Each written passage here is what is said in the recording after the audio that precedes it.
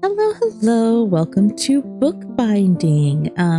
I saw this and there was just a little, it's got a little je ne sais quoi that feels up my alley despite it not being my usual game style, like my normal game genre. So I wanted to try it out and see how the demo is. So yeah, let's see how it goes.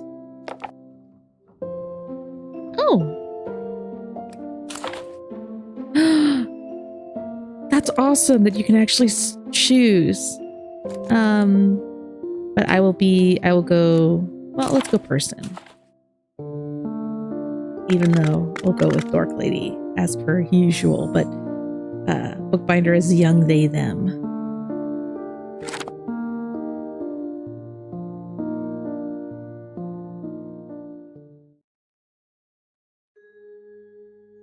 To ruin one's own fate by twisting someone else's. To return to the life you wanted to escape from. To be weak, afraid, and closed. To be different. To be a magician. What does that all mean to you?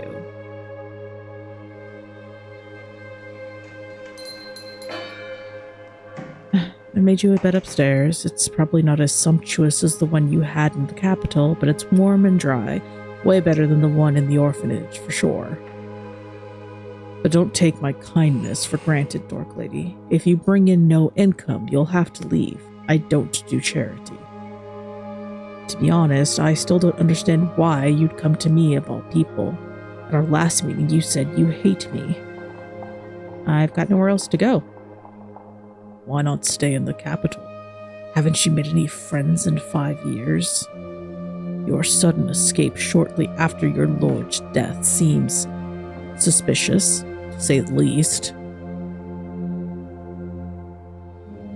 He fell off his horse. I had nothing to do with it. Do you think it was me who killed him? If you say so. I need to make sure you're still a good bookbinder. Take this book, change its cover to, I don't know, the velvet one, and make it look mystical, like it's an expensive grimoire. I'll sell it to some fool for triple the price. To open the customization menu, click on the book in Nate's hand. Book. Yeah, I'll go through the tutorial. All right. We got our texture options. Pick any texture you would like. Ooh. Well, they said to do a velvet. Ooh, there's so many. There's so many textures. Holy shit. Okay. I like the kind of more dramatic velvet. The dramatic velvet. You can change the texture's color on the palette. You can click this to open. Ooh. Ooh, snazzy. That's a really pretty green. Okay, so I can add a preset. This is the draw. With this brush, you can draw anything you'd like directly onto the cover. And then this is the brush textures. Ooh, okay, close that.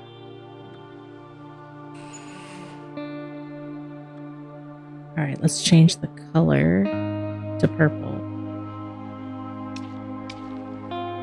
Ooh. Ooh, I would need like a drawing tablet or something to be able to like get real up in here. I almost like want to blend this so this way it looks all mystical and shit with the green underneath. Let's change the color. You can do this with not only the palette but with the eyedropper. I'll pick a color anywhere on screen.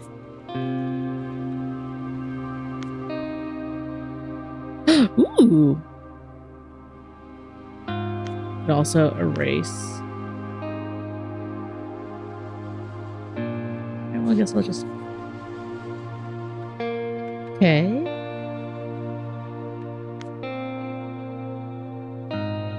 Ooh, there's patterns. Pick a pattern you'd like. You can adjust it with the slider. Ooh, this is so cool. Dragon.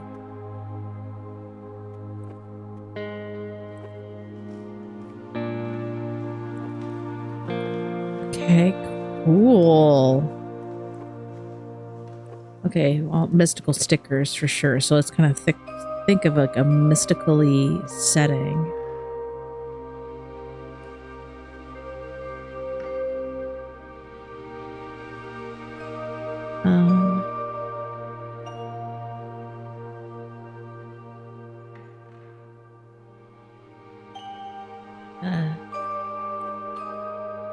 Ooh. This is cool. There's so many.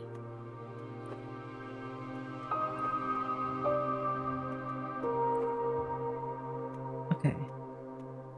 Let's see.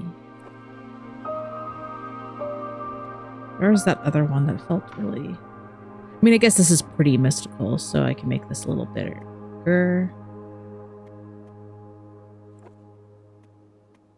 I wish I could I center this a little bit more? Oh, this is, I could flip through them like this. Okay. There we go. I want it centered with the little guy in there. Yeah.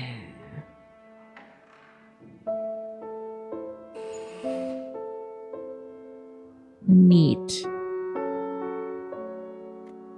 But I do want to change the color to back to my purple.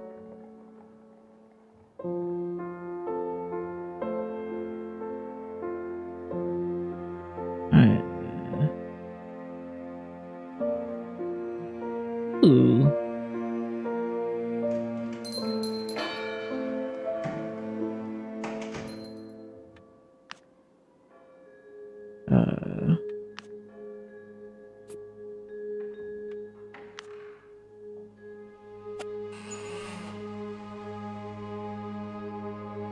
Oh no, I lost my blue.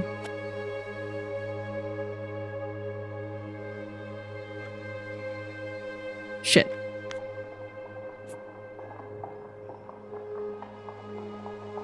Okay.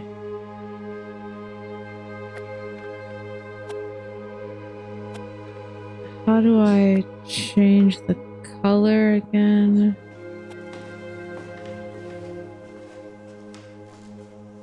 There we go.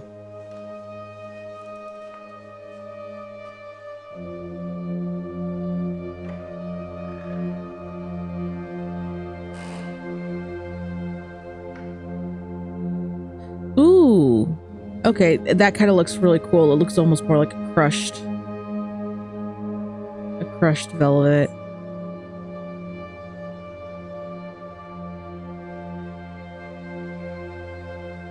Yeah.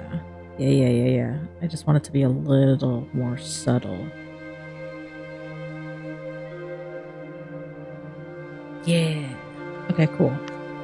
Is there a blend tool? No.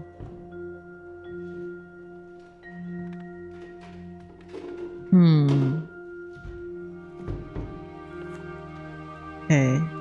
Decorations. Each decoration has its own tab. Click anywhere on the screen to continue. Drag and drop your decorations onto the cover. Okay. Got stickers. Let's do. You can use the plus to increase.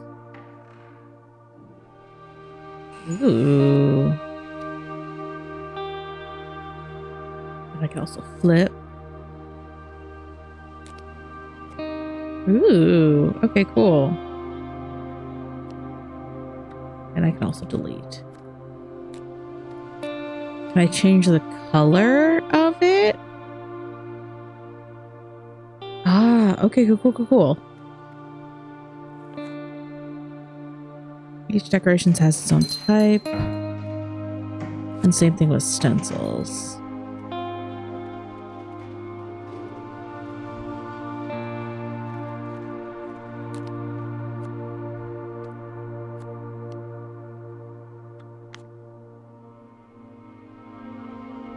Click to transfer the drawing onto the cover.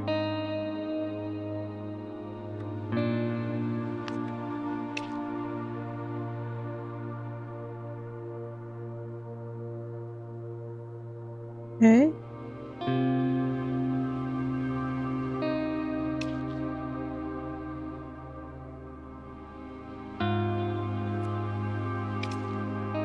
Oh, no.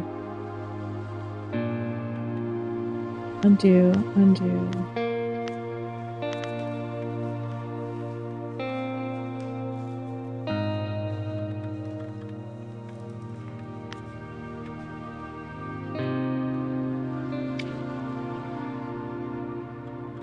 Want to undo.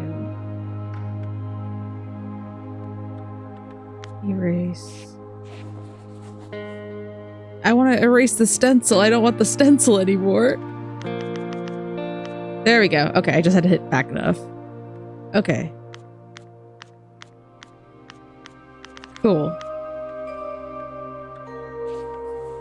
Can I just want to fully erase all of this nonsense that I did, since I don't have the option to blend.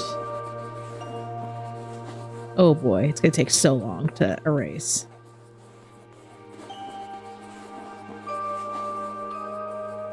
Like a little bit of like purple speckling is nice, but I don't want the full scribble that I got going on right now.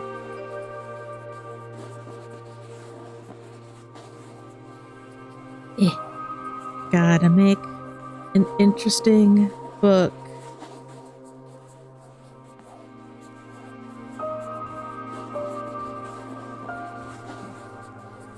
I do like a little bit of that purple, like kind of still sitting here. Sounds like there's someone in my shop right now. So if I do the purple, that purpley textured brush, it does show up underneath. Okay, and then if I erase, sick. Okay, cool, cool, cool.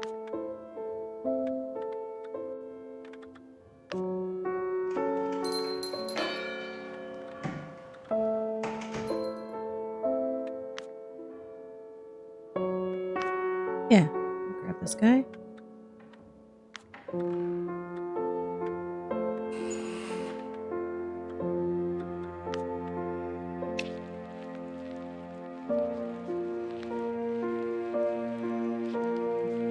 Add a bunch of this purple underneath.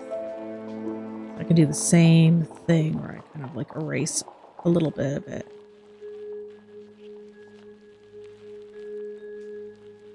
Actually, it looking messy like this actually works out really well. Hold on, let's do that again.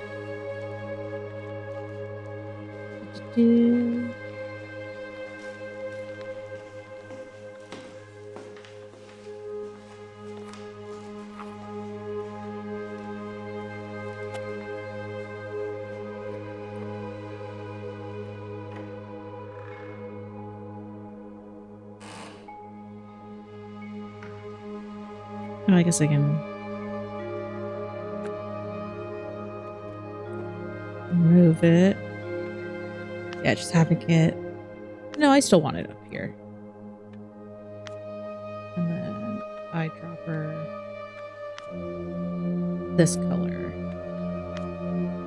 For this.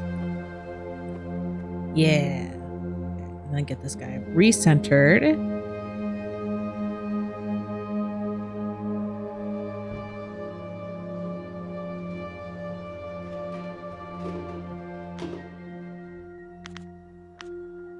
Yeah. Cool. So we've got a matching on the front and on the back.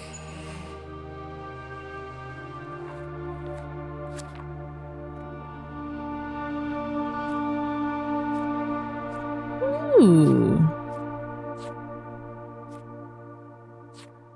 Okay.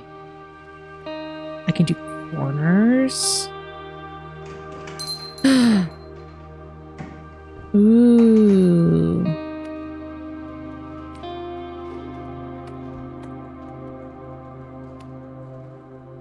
Okay. I think the bronze looks really nice. Is it on both sides? Yeah.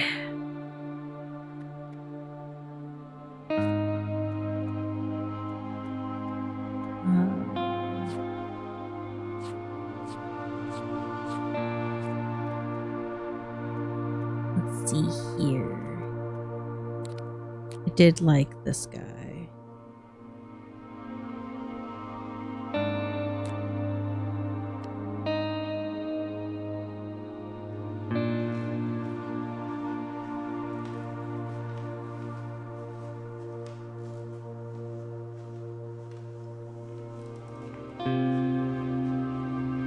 This is very meditative. Just designing a thing.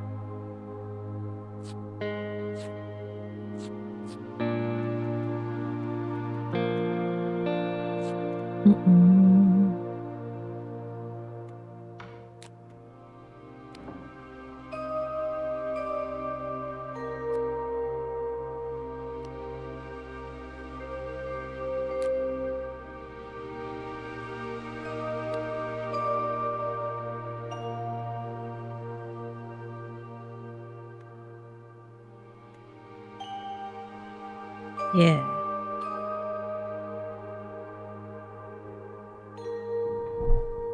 Oh, Piper. Hi, sweet girl. And then we want some mystical stickers. Ooh. Hey, Piper.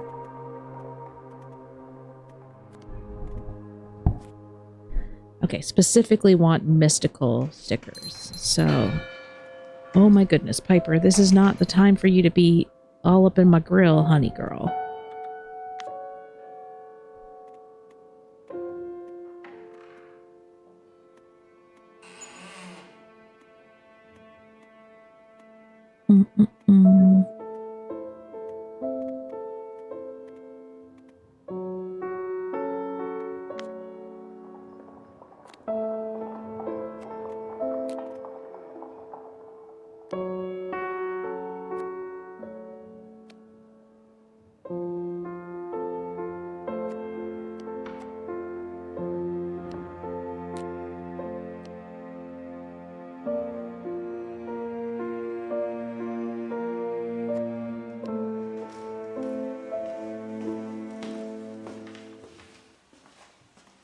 Okay.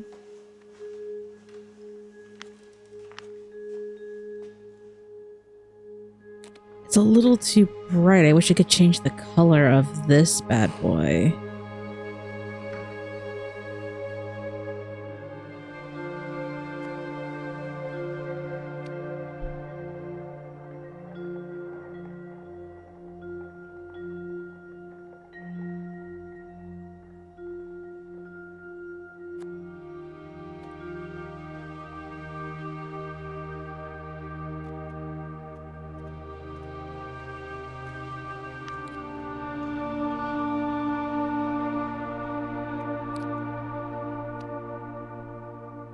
Oh, he's got different colors?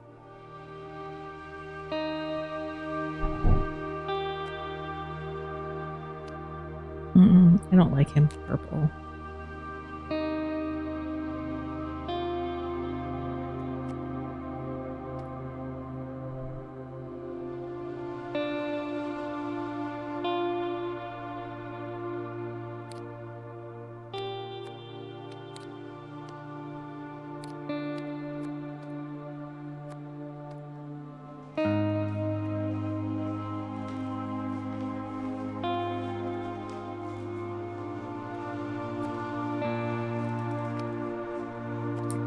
I wish I could make the stickers like faded looking almost. I need to make him a little bit smaller for what I'm trying to go with.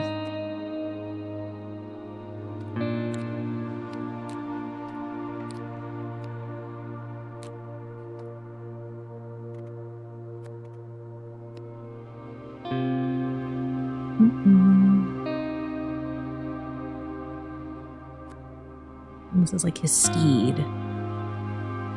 Send him to the back.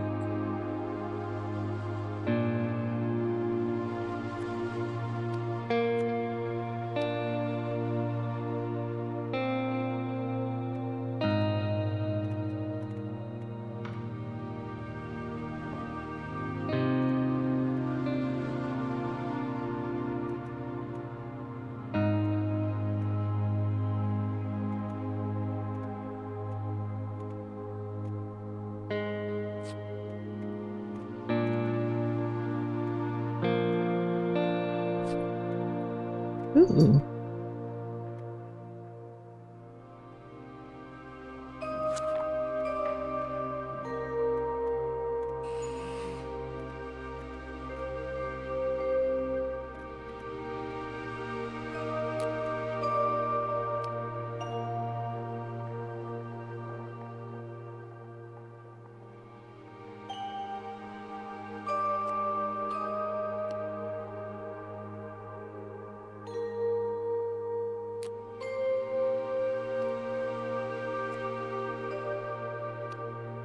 Mm-hmm.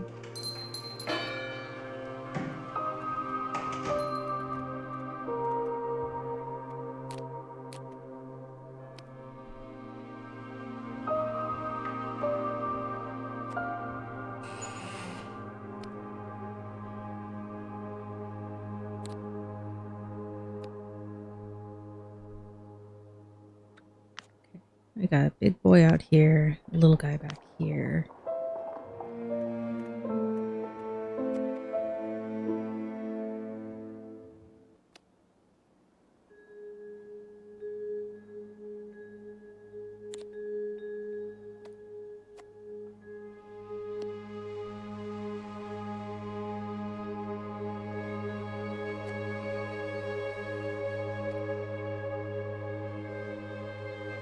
Okay.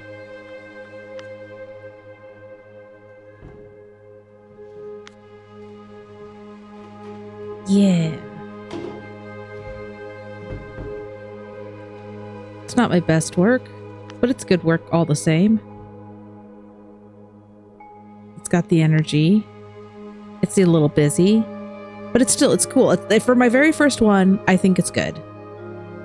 With our little cat in the moon and the key. And then our little guardians behind. Yeah. I don't like this. I like my pendant more. I think I'm going to change it back to my pendant.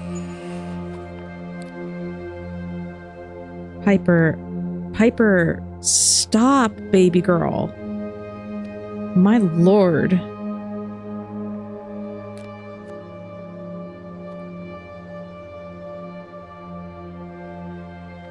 Okay. Yeah.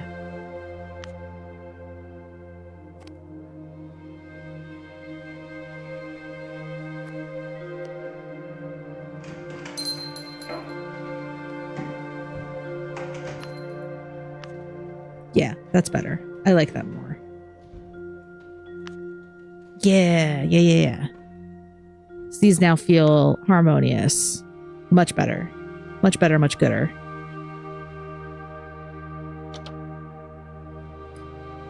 Not bad. Where'd you even get this book? From the public library. Yeah, there's a public library in town now. The author of the book is a local nobleman. No wonder he doesn't know commoners can't read. It was printed a couple years ago to teach them obedience, so that the nobles would beat them a little less often, as if it would help. What's wrong? You went pale. Nothing, I'm just tired. The day has just begun. Get to work. I'll come and check on you on tomorrow. Don't make me regret that I took you in, dork lady. Click the service bell to call your first customer. Ding. Good morning. Are you open? Of course you are. You just rang the bell. Sorry, I always say stupid things when I'm nervous. You're a bookbinder, right? Oh, I'm doing this again, aren't I? Asking obvious questions. It's hard for me to talk to new people, but I couldn't just walk by. We need more artisans because if the town doesn't earn money, it doesn't develop. So welcome. I'm Agate, like the gem. I guess you don't have a lot of customers yet. I'd love to be one. Could you decorate my textbook with an autumn theme, please? Yeah. Reading tarot. All you ever wanted and didn't want to know about the arcane magics.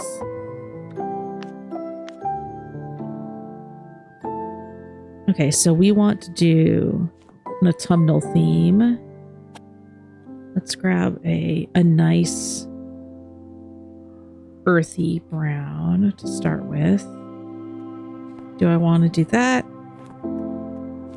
Oh, the line can work too. I think we'll go with this guy.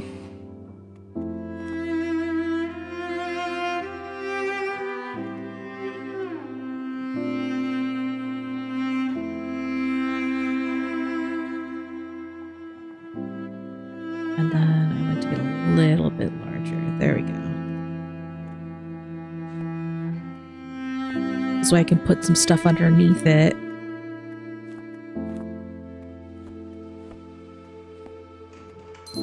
I think a feather underneath it would be cute. And some like various like herby stuff. Where's nature? Get rid of this guy so I can put in some more autumnal looking leaves. Ooh, that's really pretty. Even though it doesn't match. If I could change the color. Let's grab this and this. So these are all things that could be stashed underneath the belt.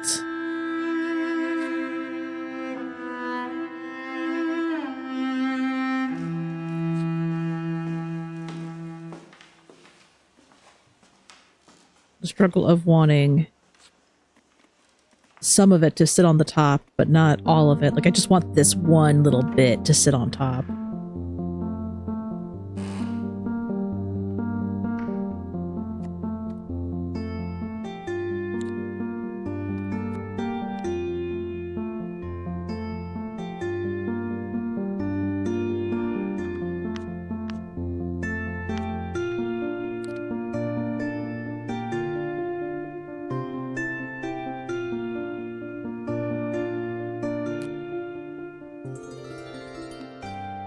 So we've got some flower pressed underneath her little thing.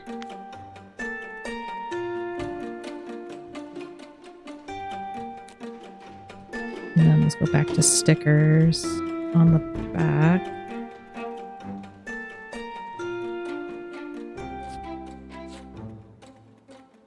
And then let's duplicate and flip.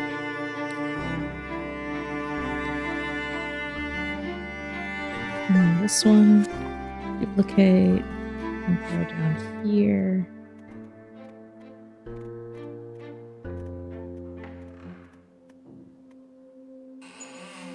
Yeah.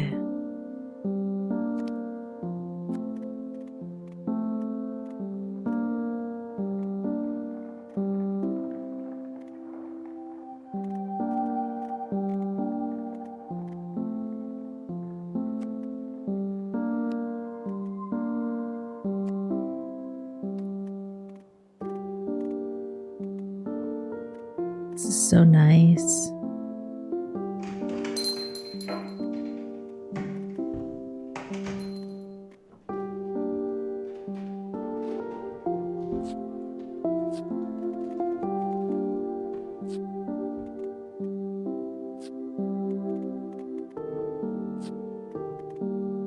Yeah, I think this is done. It's nice and it's subtle and still very, very pretty and very autumnal, I think. Yeah. Aw, thank you very much. I've always wanted to decorate my textbooks. Why doesn't anyone make decorated textbooks? They're always so plain.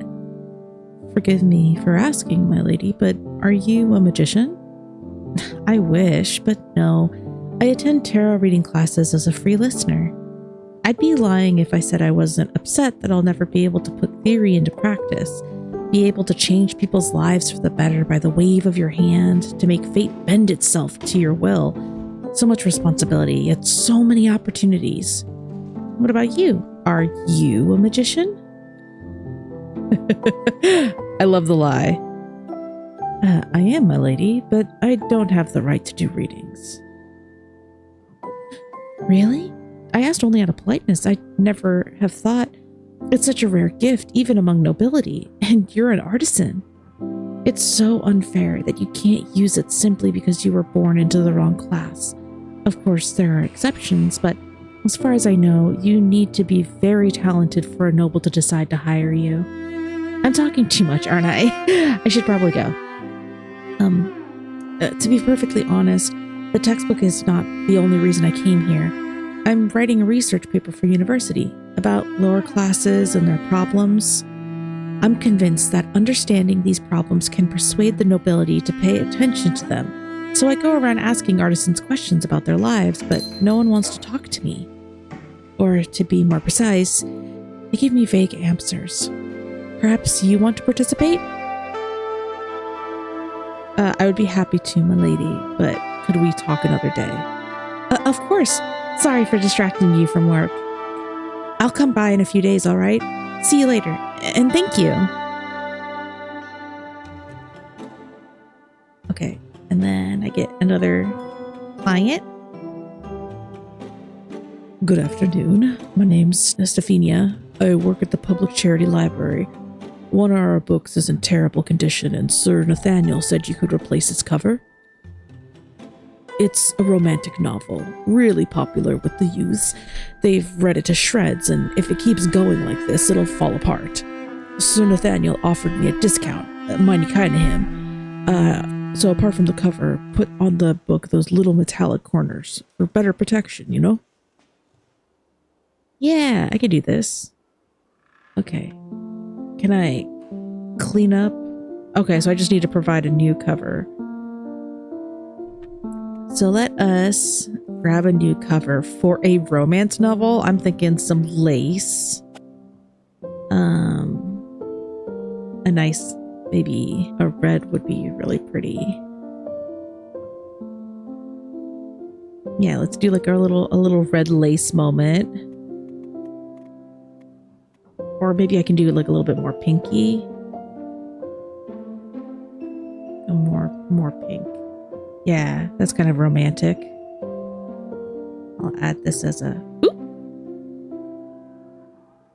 I mean, the white is very pretty, but that was not my intention. Let's see if I can find my pink again. Add that as a preset. Where are my corners?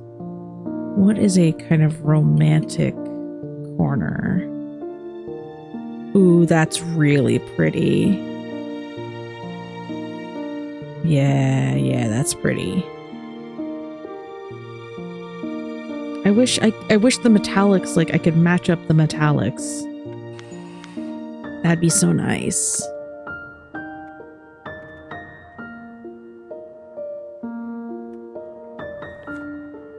Where was that bird sticker? Ooh, cute.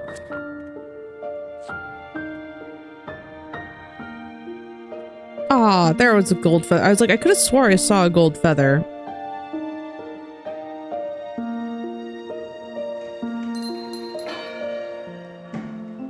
Yeah, it's nice and simple and cute. Just adding the little butterfly. Thank you. It looks so much better now.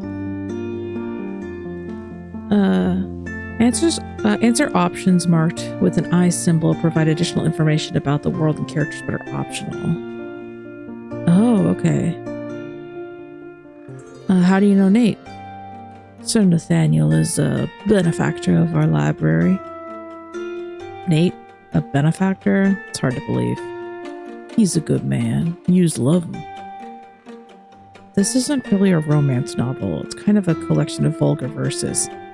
That explains why the book is so loved. Well, I don't care what folks are reading as long as they're reading, you know? It's their chance to become something more than a dirt digger. And if they gotta get a bit too excited over the process, so be it. We teach them math and writing if we could, but textbooks are too pricey. Nobody's gonna donate them to us, so we have to make do with what we have. Thanks for coming by. Thank you for helping me. So Nathaniel was right about you. Heck yeah. Hey, friend, I'm in a hurry, so could you please serve me quickly? I'm delivering a package to the noble, and I want it to look my best.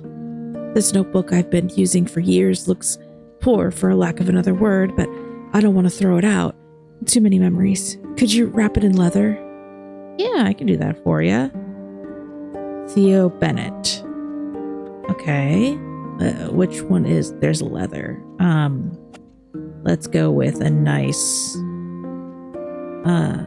dark leather. And let's go ahead and we will reinforce these corners for you, Theo.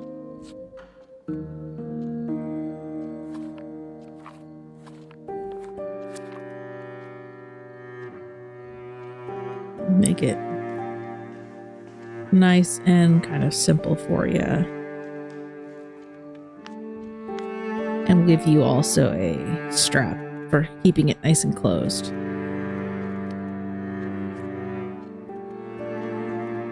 Oh, no, I want this to go... Oh, it can't go over the things. Okay, well then...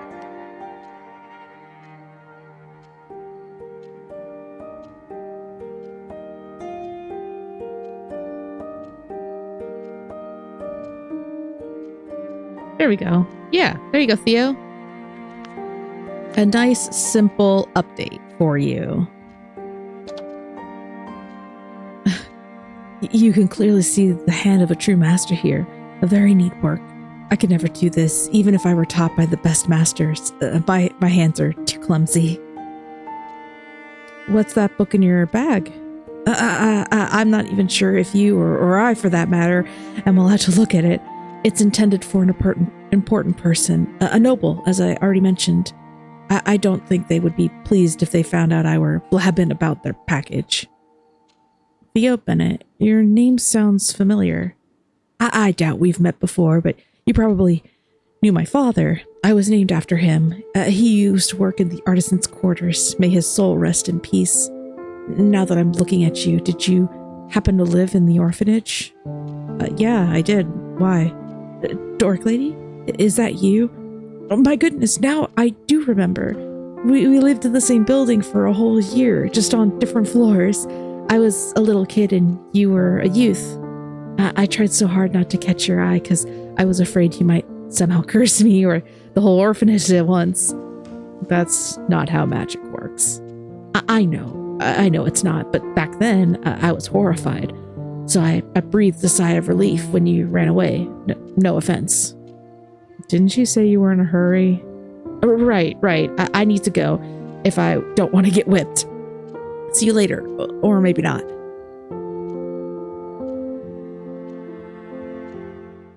By the end of the day, your whole body aches from standing behind the counter, but sleep doesn't come. You find yourself staring at the chapel behind the window, the very same one you saw from the orphanage many years ago, just from a different angle. It feels weird to be here in this town. You can't call it home, not anymore, but it's the safest place possible. They won't follow you here.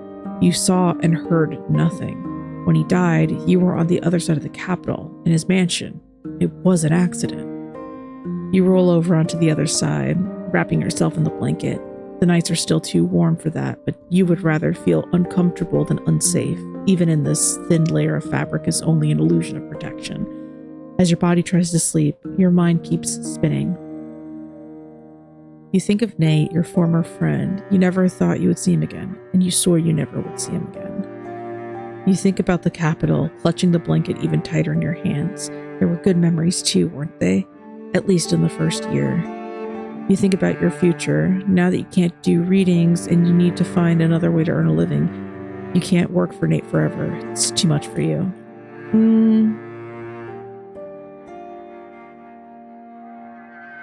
Let's see. I think about the future. It would be nice to save up some money and leave, if Nate paid you, that is. Perhaps you could find a job at another shop, but not now. The town has changed and you need time to get your bearings, to catch a break. When sleep finally comes, it's restless and fistful.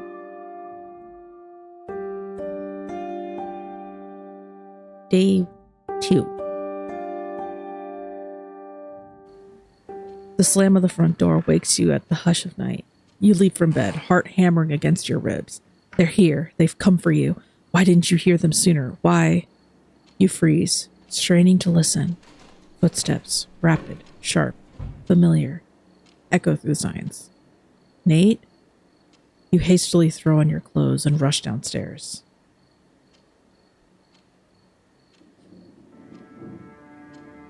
AyeDorkLady, I need your help. Quickly.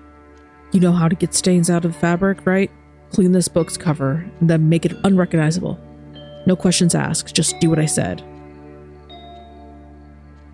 Do I fuck with it? Yeah, it's a demo. I've seen this book before, in Theo's bag.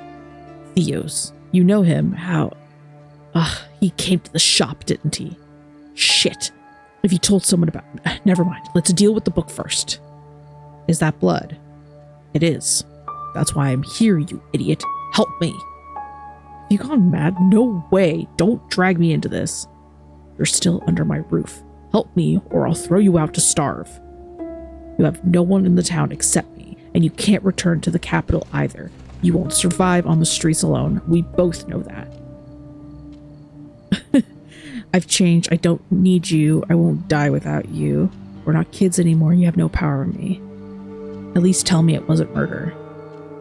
I didn't plan to kill him. I just needed the book, but he started to scream, attracting attention. He left me no choice. I can't even choose the I won't help you option. Fuck, I'll see what I can do. Just be quick.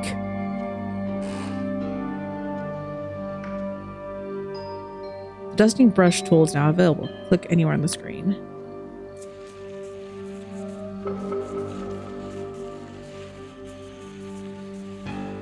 Okay, so Nate has done a murder. I don't think he did a murder on Theo. I think he might have done it on whomever Theo was delivering this to. Okay, a new cover. Unrecognizable.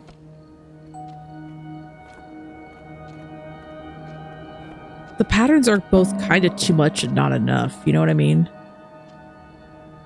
I think with the textured one, yeah. Corners.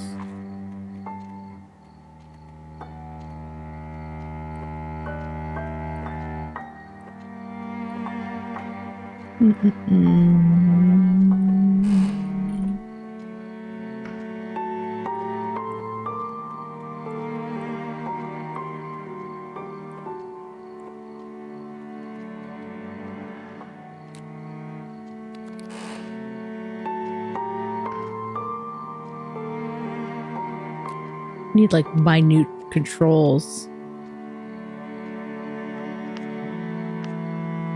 Okay, this looks completely unrecognizable from the gold it was before.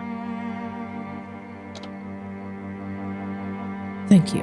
I'll hide the book in my house. It'd be safer to keep it in Stephania's library, but I don't want to put her at risk. Yet you decide to put me at risk? Don't start it, AyeDorkLady. Not now. We still have work to do. Why not just burn it? More chances to get caught. Fire pit will attract attention, and smoke from the stove will be too... No one uses them in the summer. So what's next? One of the patrolling guards saw me entering the alley after the boy. When the murder becomes known, she'll put 2 and 2 together. We cannot let that happen. Tarot cards. You'll make it so I never get caught. Where did you get those? They were in the book, hidden between the pages in a paper pocket. I doubt the boy knew about them, and before you ask, I didn't know either. Readings can be done once per stage of life. I've never had one in my adulthood, if that's what you mean. I can't do it. I don't have the rights to do readings, not anymore. One crime more, one less. You've already helped me with the murder. If they catch us, we'll both hang, believe me. So don't be stubborn. I need a personal item of yours. Take the bookmark out of the book. It's mine now.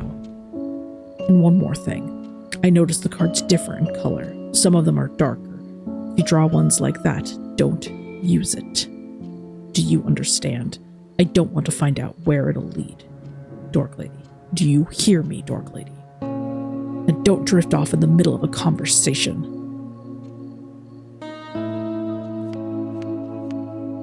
Okay.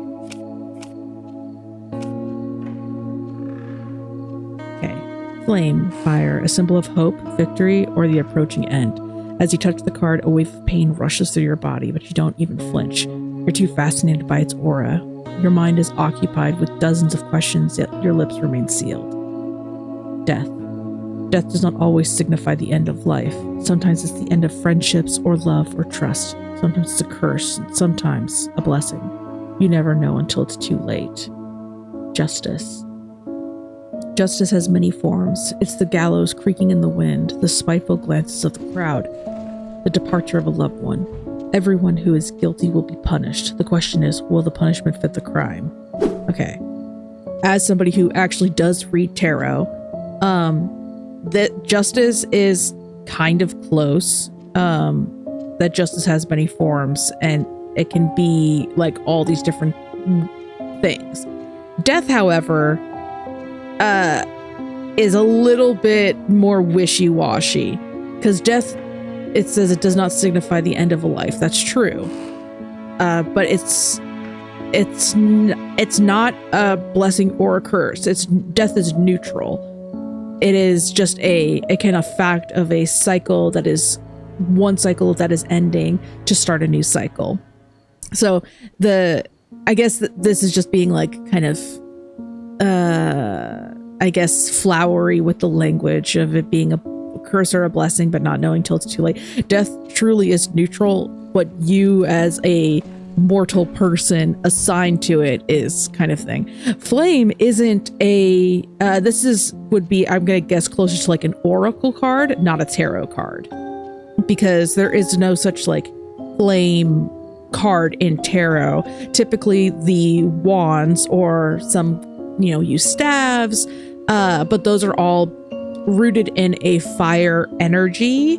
So it is supposed to, like, usually it's like the fires of passion, of creativity, of like impulses, and kind of like a little bit on the reckless side of things, but it's always going towards something that lights a fire in you. So this feels pretty close, but like I said, I think this is more like leaning into oracle side of things. Can I draw another card?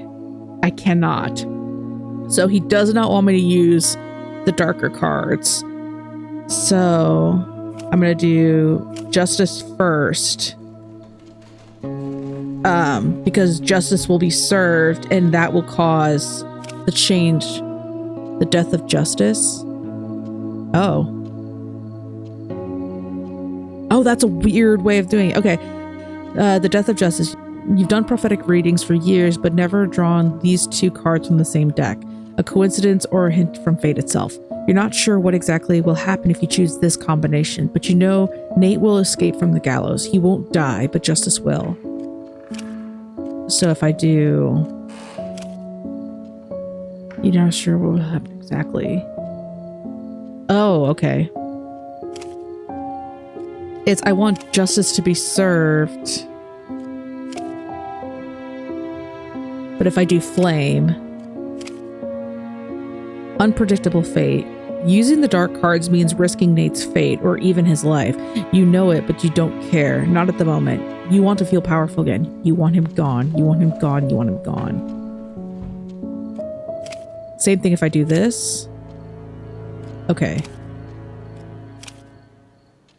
Okay. So I want there to be justice first, which will then cause a the fate to change, like one thing to change but another. So for the sake of the demo, we'll go this route. Justice and death. Fate is on our side today. And what now? We will wait. Closing the shop would be suspicious, so keep working. I'll be nearby in case something happens. Try to behave as usual. The guards may come and question you. And the cards? I'll take them with me. It will be safer that way. See you tomorrow, all right? Be careful.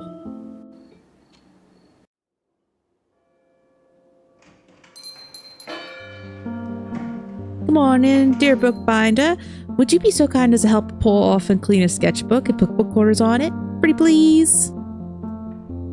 I don't have monies, but I have a pearl bracelet that I would be happy to give you. Okay, I can do that. Oh, is it supposed to be her with her pops or with a brother or something? Okay, and we don't want to change the cover. We just want to add some book corners to it. So what is going to be a good... Go away. What was going to be a good color to go with this? Probably the... Ooh, the gold really brightens it up. I don't like gold in most cases. Do I like this one? These gears both look the same. Oh, that's not supposed to be gears. It's supposed to be... Okay. Ooh, I like the swirly. I like the swirly. Add it to the back. Just like a little something something. There we go. I can make it a little bit shorter now. Oh, that's way better. There we go. Yeah. And then I can add... Where's that?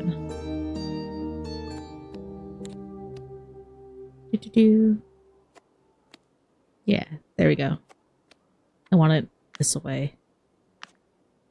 Cute. Just like a little gift. Yeah, that's cute. Thank you. Yo, lifesaver. Here's the bracelet, just like I promised.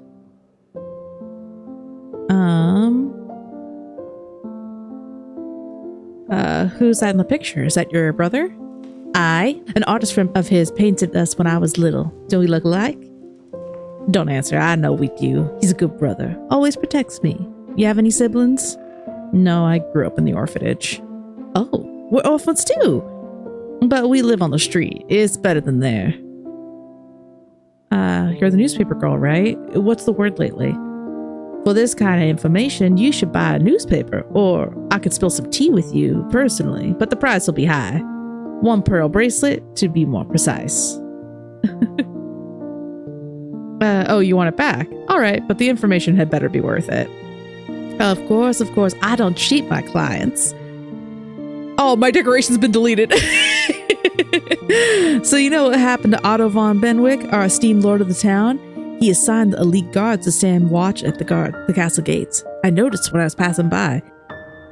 He had never done it before. I think he expects someone important enough to be escorted by Maverick himself. Who is Maverick? Captain of the guard. Otto's right hand. I try to stay away from him. There are rumors that he likes to torture thieves to death. I get goosebumps every time I see him. Okay. Oh, I don't really care about that Otto. Is that all you know? Of course not. But you have to pay separately for each new piece of information, I'm afraid. What happened to the sketchbook? Where did the mud come from? I dropped it in a puddle. I'm a little bit clumsy. Clumsy? But you're a pickpocket. Are you implying I'm lying? I would never. Did you steal that ring, didn't you? Of course not. You insult me with that assumption. Of course I did. Noble folks should share. I'm sure the lord I pickpocketed has a whole room of jewelry. Perhaps even 2. You're not afraid of my telling you? You're working for Nathaniel. You and the law are incompatible things. Don't look surprised. Everyone on our street knows him. You should probably get going. I need to get back to work. So do I. See you later. I'm Jenna, by the way. Put in a good word for me with Nathaniel. I can be useful. Okay. Oh, don't you look haunted? Good day to you. I would like to decorate my book with flowers and ribbons, something with a soft texture to the touch. Is that possible? If you're worried I might get something dirty, I can leave. I know my appearance is repulsive. I deeply apologize for that. For those about to die. Okay. Yeah, I can get you a something soft. Can I do like a let's grab this texture. The white is kind of ugly.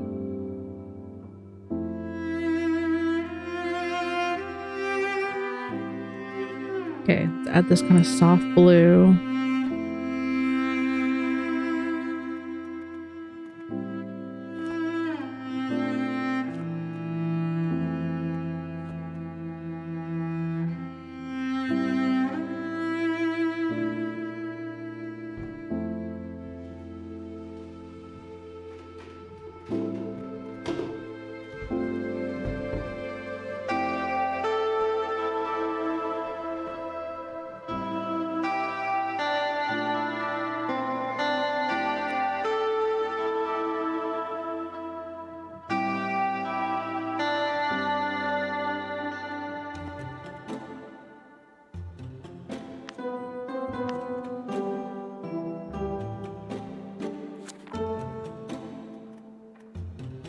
That's cute.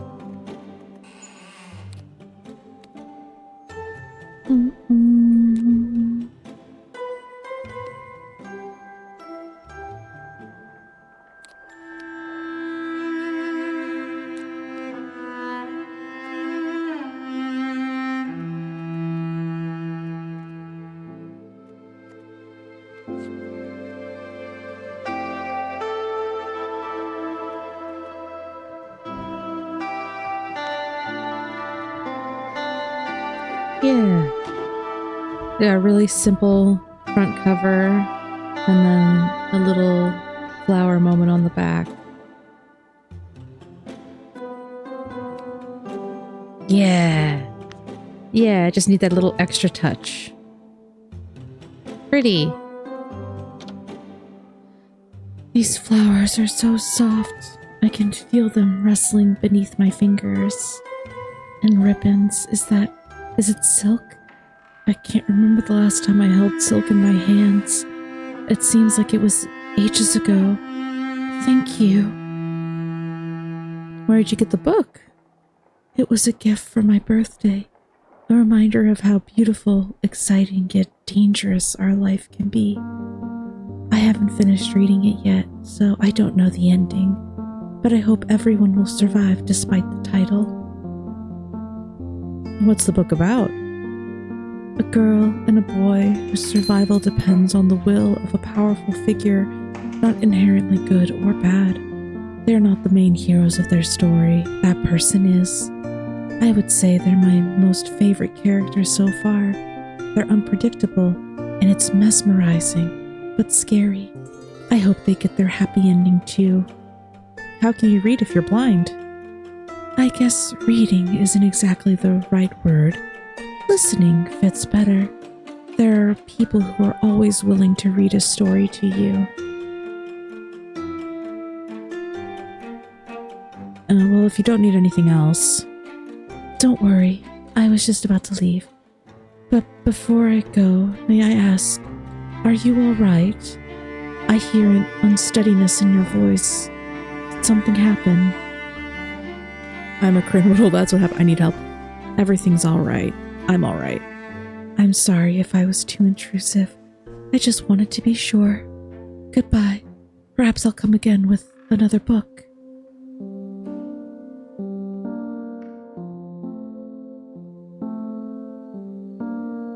Day 3. Good morning. You're AyeDorkLady, am I right? The Bookbinder? I was hoping to find you here. I'm Maverick, captain of the city guard.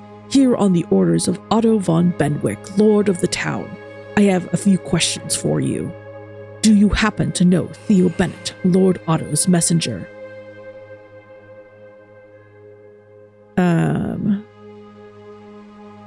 You have no right to do so. Leave me be. No, I'm afraid I have never heard that name before. He came by the shop the day before yesterday. Let's go ahead and just be honest. What did he want? He was acting normal. We didn't discuss anything except his notebook. I see. Theo Bennett was brutally murdered yesterday morning. He was found in an alley not far from here with 2 stab wounds, one in the stomach, one in the heart. The guard who was patrolling the quarter at the time might have seen something, but she slipped on the stairs on her way home and hit her head so hard she's unconscious now. I wish I was joking. So you're the last person who saw Theo alive. If you remember anything else, be sure to report it to the castle. It's important. I'll see you again.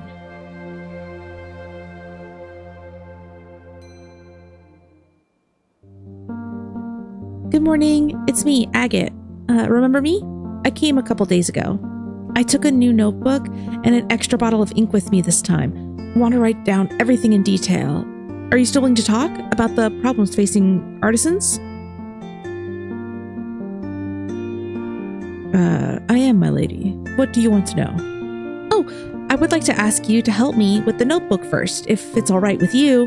I accidentally spilled some wine on it. My mom will be furious if she finds out, so I need to get rid of the stains before I get back home. Which is right now, because I won't have time to come here after classes. Nothing else is needed, except perhaps ruffles? It's looking a little dull for my taste now. Okay. Go ahead and scrub. Get the little wine stain out. All right, is there one on the back? Nah, okay, cool. And then we want some frills.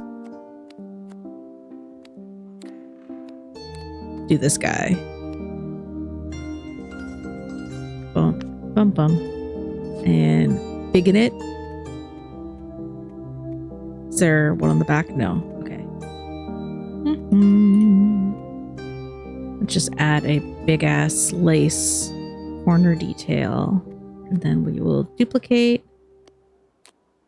I can add it up here. Oop. Duplicate. Why is it once it gets to the corner, it doesn't like it anymore? I add a corner over here. This corner is okay. Okay. Well, I guess we'll have kitty corners, and then let me add a nice little jewel for you, babe. Give you a big old blue heart. There we go. Because yeah, that can't change colors. So cool. Or you've got gold in your thing. Let me add a gold. We have now made an eyeball for you. Yeah. Hell yeah. Thank you. You're a lifesaver. And with ruffles, it looks much better. If I can't wear clothes with ruffles due to university rules, I can at least have them on my books. Small act of rebellion. Now, on to the questions. We don't have much time, so I'll just ask a couple and that'll be it. We can continue tomorrow. Let's start from the very beginning. Do you have parents or are you an orphan? An orphan, my lady. I never knew my father and my mom died when I was 8. Sorry for your loss. Were you raised in the orphanage then? I've heard life there can be tough. If you could change one thing about that place, what would it be? Kids need warm food, not only when they're sick, but every day. The matron and nurses beat kids. Kids beat each other. It needs to be stopped. Yeah. Oh. Were you beaten as a kid too? You don't have to answer if it isn't necessary. By nurses? Yes. By other kids? No. I was under the protection of one of them. Does it mean there was some kind of hierarchy among you? Interesting. Well, let's talk about your craft. Where did you learn bookbinding? The orphanage sends kids to artisans for training. Not all of them, but only the talented ones. What about the others? How do they survive when they grow up? By stealing or begging, milady. There aren't many options. Would you want every orphan to be trained in a craft regardless of their abilities? Yeah, that would be fair. Everyone deserves a chance. I think so too. It may sound idealistic, but that's how people used to think about women's education as well. Half a century ago, I wouldn't have been able to enter a university despite my belonging to the nobility. I think that's all for today. Now, I'd better hurry if I don't want to be late. Thank you for your time and help. I'll visit you tomorrow. I love Agate. They're very sweet. Hey kid, heard you're a bookbinder, eh? Need your services. See all this dirt? Get rid of it and put a new cover on the old one. Quickly, kid. Time is money. Okay. Scrub. Okay, so we've got another kind of mysticky looking ass book here. Why is it stitched so funkily? Okay, there's nothing on the back. Cool. New cover. I want to give you more of a true black going on. And then let's grab a pattern.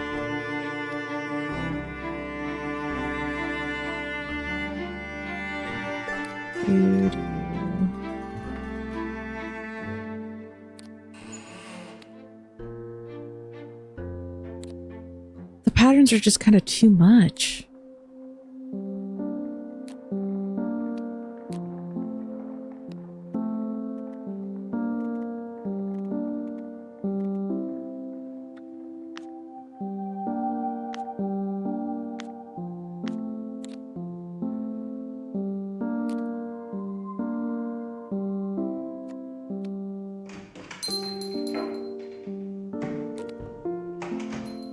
I don't know why I fuck with this.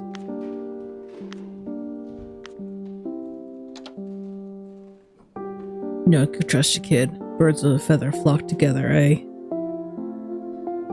I'm not sure I want to ask where you got this book. Then don't, kid. Curiosity killed the cat. I recognize the language on the cover. It's old Shalorian. My, you're an educated kid, aren't you? Who taught you? Some noble pig, I bet. A little. The title of the book is Exile. Well, I can only take your word for it, kid. I'm a simple feller, you see. I only know one tongue.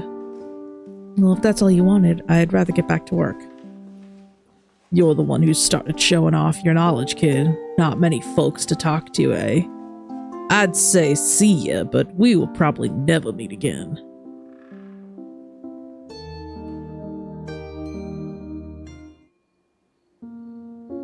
AyeDorkLady, did you hear the news about the guard?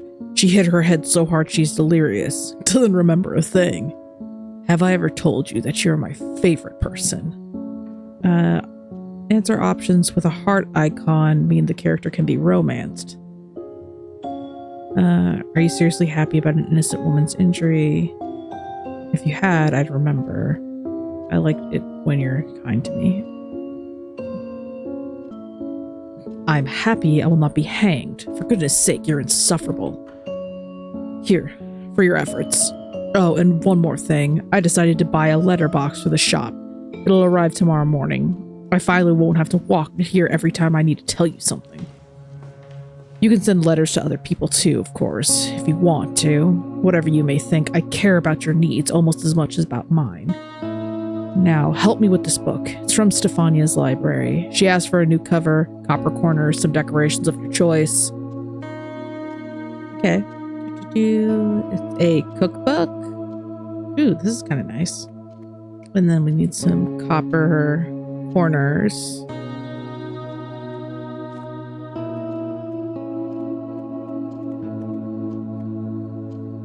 Ooh, that's kind of a pretty orange on orange. Well, then let's go ahead and re-add in my preferred little belt situation so I can tuck some shit underneath it. I do like that aesthetic. I wish it would go over the corners, but, you know, can't be so lucky. And then let's add some herbs underneath that.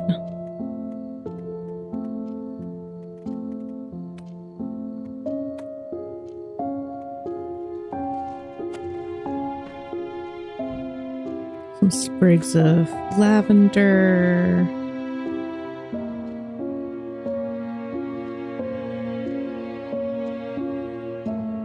Just some little herbs and stuff tucked underneath.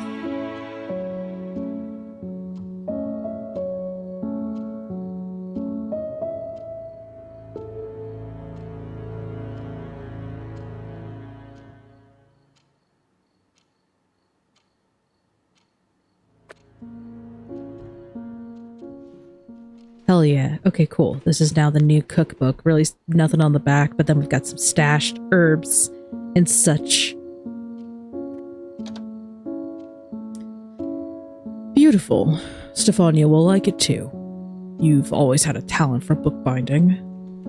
Why didn't Stephania come herself? She has some work to do for me. She is my eyes and ears, so to speak. A messenger as well. Smart woman. Much smarter than she appears. And does she know about the murder? She does, but don't worry. She can be trusted. Can you be trusted, though? I think you owe me some answers. Fair enough. How about going to the tavern, like in the old days? We could talk there. I really need a drink or two, and it wouldn't hurt you to relax either. If you pay, I'm in. Of course. Shall we go, then?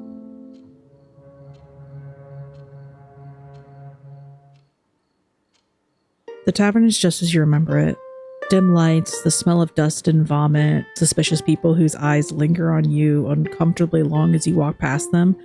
For Nate, though, it's a second home. His gait is relaxed and confident. He plops down at one of the tables, gesturing for you to join him.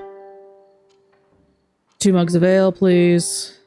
Nate waves his hand to get the attention of the innkeeper.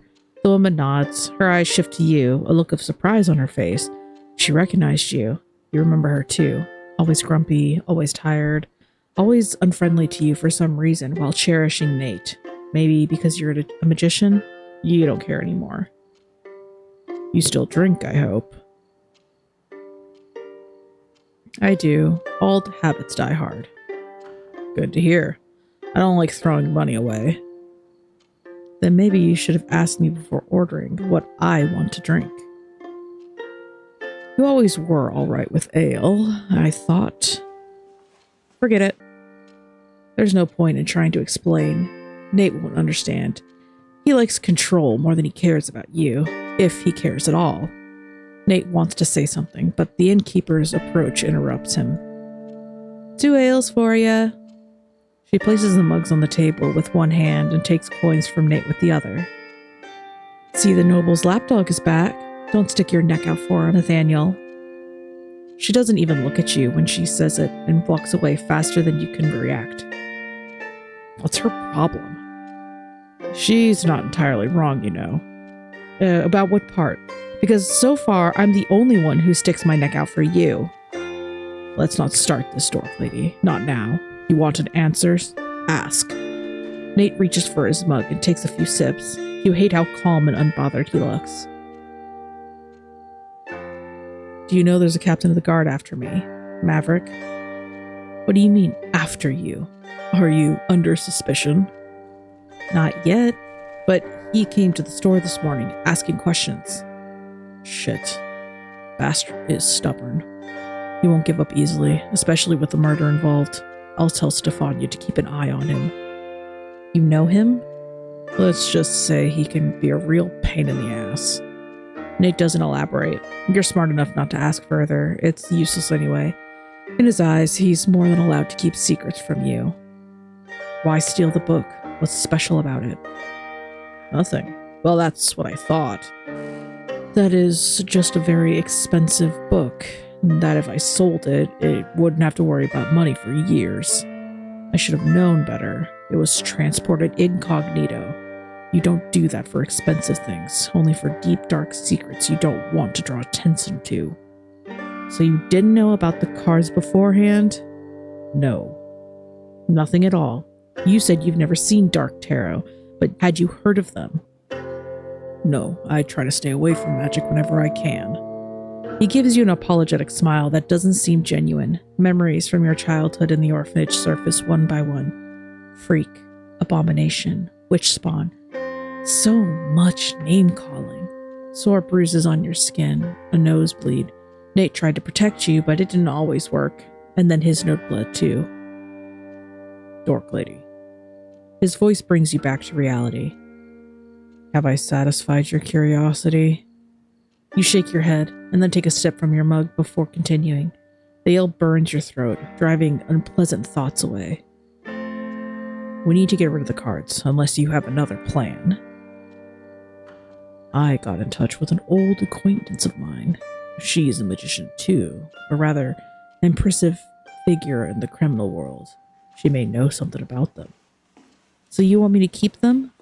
Of course I do. I know an opportunity when I see one. You grit your teeth. Nate likes to play with death way too much. These cards are dangerous. Oh, please. How could you know? And even if they are, well, I'm immune for years to come now. And you're a magician. Does it make me immune? I won't force you to work with me if that's what you're implying. How kind of you. You can't help being sarcastic. How can he say this after dragging you into a murder cover-up? After blackmailing you? And why do you even care? Why did you agree to come here with him in the first place? You were friends and you can't forget it. You weren't just friends. There was something more between you. You even kissed when you were drunk.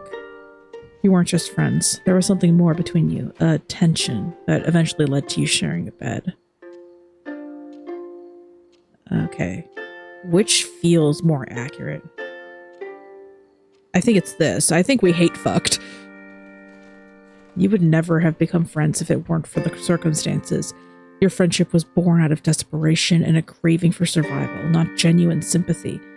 And yet it was friendship all the same, at first, and then it evolved into something more, to an unspoken attraction and desire.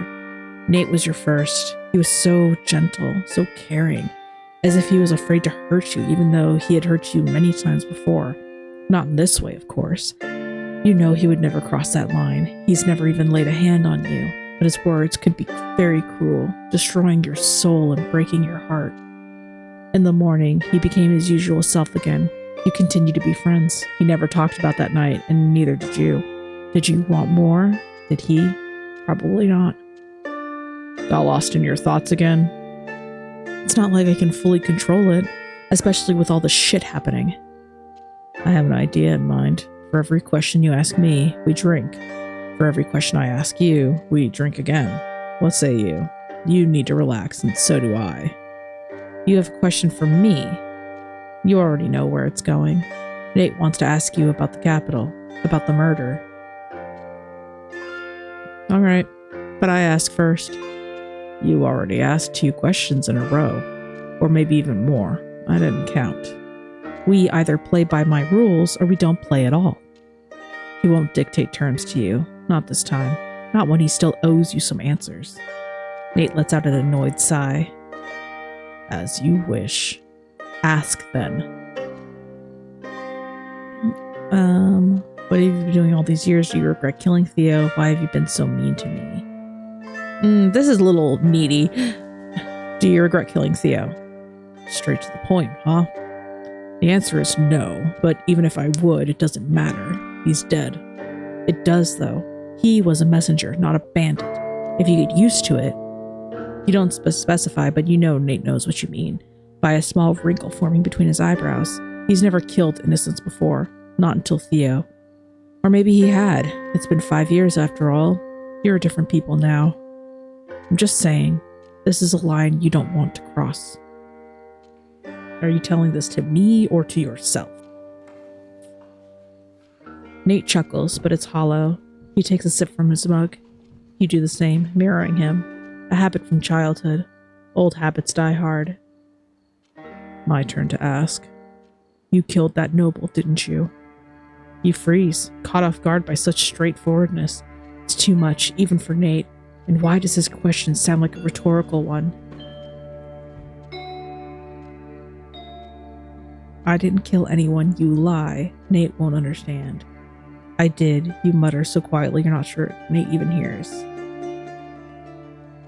It was a coincidence then. His death and your sudden escape from the Capitol. You know how it is, even if you have no one to arrest. find a scapegoat. I see. Nate doesn't believe you, but he keeps his thoughts to himself, and you're grateful for that. Your turn, by the way. He takes another sip of his ale. You don't. Consumed by memories you prefer to forget. What have you been doing all these years? First, I wanted to take your place. I was always better at stealing books than binding them, so I gave up on having a boring, peaceful life. I missed having problems, you know? Strange as it may sound. Coming from you, it doesn't sound strange at all. Stephania says the same. She's one of my most useful finds. When I was just starting out, she spied for me in exchange for bread and a roof. Now she does the same for money. What about the kids from the library? Are they spying for you too? Yeah, they're treated much better than we were at the orphanage. You hate to admit that he's probably right. Nate raises his mug. To the orphans, old and young. Each of you take a sip. My turn. Why don't you trust me? It sounds like an accusation, and you jump to your defense. What makes you think that I don't? Well, sometimes words speak louder than actions. And here you thought Nate had left the subject of the murder alone. How naive of you.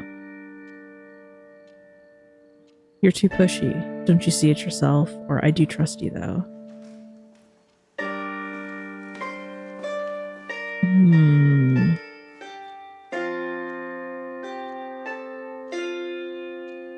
That's a lie, of course. Or, to be more precise, the incomplete truth. Some secrets should remain secrets. You know it better than anyone else. If you say so. You drink again? My turn. Why have you been so mean to me? Really? Out of all the questions you choose, this one. You're not even sure what you meant by it. Nate's current behavior or how he used to treat you in the past. Probably both. I'm just curious. Stop being a child. What reaction did you expect showing up on my doorstep after 5 years of absence? Warm hugs. And before you say anything, I'm grateful you helped me with Theo. I am. But you simply returned a favor. I don't owe you anything. The second winter in the orphanage. You're sick. You're so sick you can't walk. Your body is hot, but you're constantly shivering. And even 2 blankets are not enough. The only medicine they give you is barely warm vegetable broth. You're getting worse with every day, and when you start coughing blood, Nate disappears. He comes back the next morning with a small vial in his hand. The matron is furious and orders him to be whipped for his escape. He takes his punishment. You take the elixir he bought. He lies in bed all week after that. You spend the same week running and playing with other kids because you're finally healthy. I didn't say you owed me. He buries his face in his mug, going quiet for a while. You abandoned me. Don't act like it never happened. Did you at least miss me? What? Did you miss me? Nate's speech is slurred. He's had too much to drink. There's a blush on his cheeks. Whatever you say to him, he probably won't remember it tomorrow.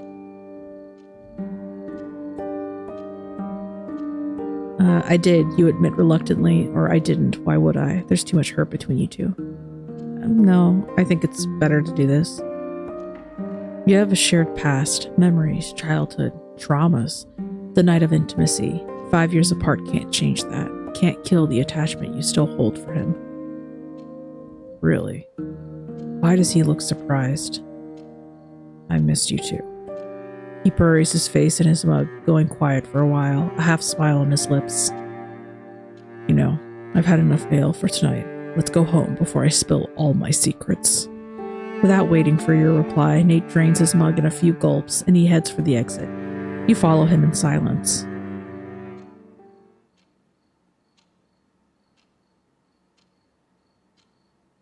This is a pretty long demo. I've got a letter. Fair is coming. Here, here, here. The annual fair is just around the corner. Bring your friends and family to feast on fare from the finest cooks in the region. Take part in amusements never before seen and discover your fate through a tarot reading.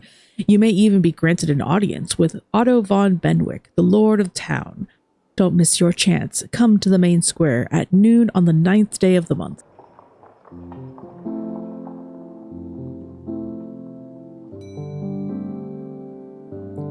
Morning, dear bookbinder. I'm Jenna. Sure you remember me. This grumpy face of mine's pretty recognizable, much to my misfortune. I borrowed this book from a public library, and I'd like to return it in the same condition it was in. Alas, without your help, it's impossible. I need a new cover, made of wood, let's say, with a picture of the moon on it. Kids these days are stupid. They won't understand what the book's about unless you rub it in their noses. Fairy tales for little lords and ladies. That's cute. Okay. Wood cover. Let's do the nice big old. Yeah, big old wood. And then decorations. Or I guess stickers. It specifically wanted a moon sticker. That's right. And let's add a cat for good measure.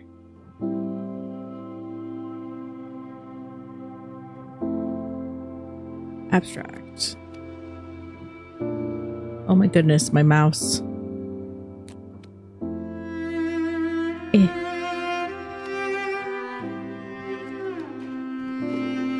Please be center. Oh my goodness, my mouse. I don't like this anymore. Get out of here. Kitty. Can I change the wood? I kind of want like a purple heartwood. I guess more of a cherry is pretty too. Yeah, that's pretty. Okay, cool. There you go, Jenna. You saved me a lot of trouble. Please accept my deepest gratitude. I'm not going to try to lecture you, but you should handle books more carefully. Mind your business, bookbinder. It's not my fault. Oh, and my apologies. You see, I'm a street rat with a foul mouth. Easy for me to forget not everyone's used to the way I speak, so I have to put on a mask, but it slipped.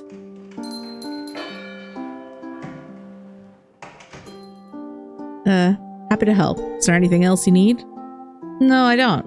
I'm a busy person, remember? Can't chat with you for long, so farewell. Can't say I'm surprised by your foul language. Really? Why? Orphan kids are often like that. There's no one to teach us manners. Manners are for the noble scum. What do you mean it's not your fault? There's a boy who's harassing me, Andre. Bastard's ruined 2 of my books, this one and the sketchbook. He's always pushing and hitting me, and I can't beat him in a fight. He's 4 years older. Maybe you could teach him a lesson. If you pretend to be my sibling, he'll piss himself in fear. You look intimidating enough.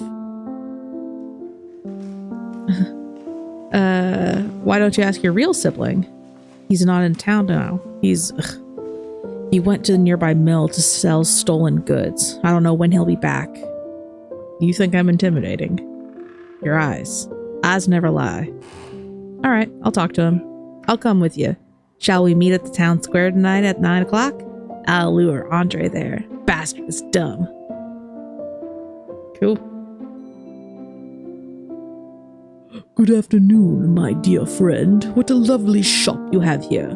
I haven't been in the town for years. It's nice to see things changing for the better. I'm Benedict, a book collector. Pleasure to meet you. Would you mind cleaning the cover for me? I also want to decorate it with a pattern. Something modern themed, let's say. Swords, knights, castles, anything that fits. I can do this. What is with everybody coming in with this book pattern? Got another mystical book pattern. Is there dirt on the back? Nah. Put that away. I'm gonna put the pattern on the back. Where is the knight's one? There it is. Ugh. I should have saved that coppery wood. Okay, let's get out of this and let's put on some corners really quick. Okay, put a pattern.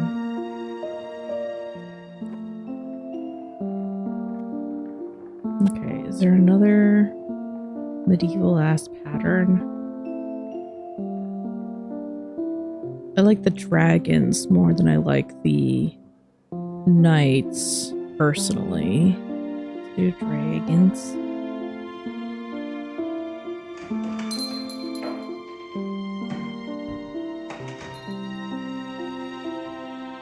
Ugh, so difficult to find. Add that as a preset, and then can I warm it up a little bit? Why does nothing look good? Also, the music has stopped. Yeah, we'll make it subtle.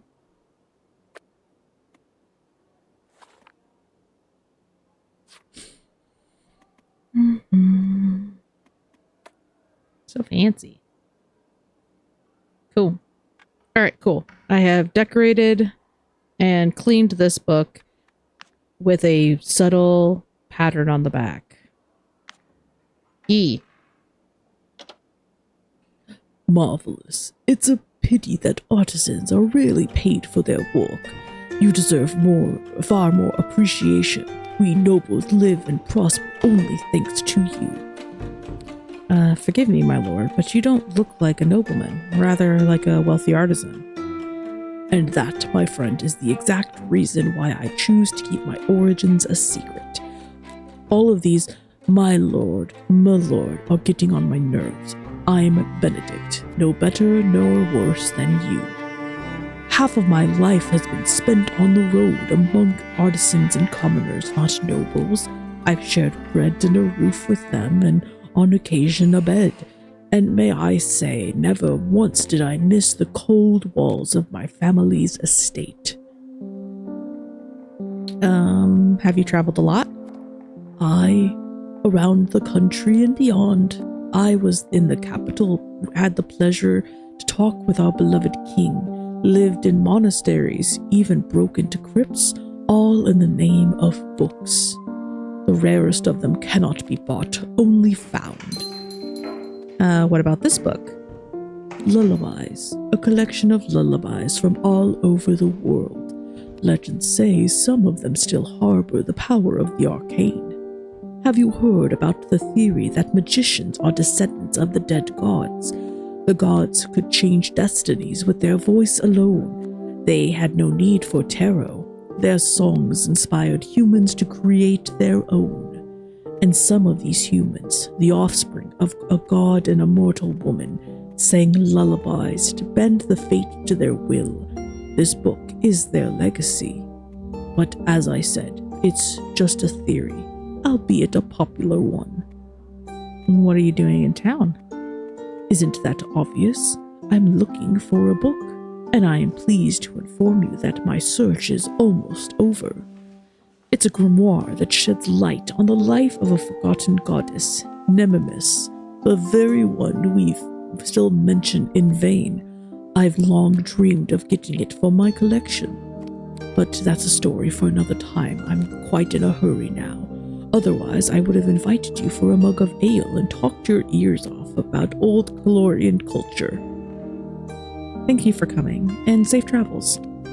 Before I go, allow me to ask an indiscreet question. Did a man with a heart tattoo on his chest come by here by chance? Yes, a day ago. He had a book of old Calorian with him. That bastard. The book belongs to me. He stole it. Do you happen to know where he is right now? I'm afraid I don't. A shame.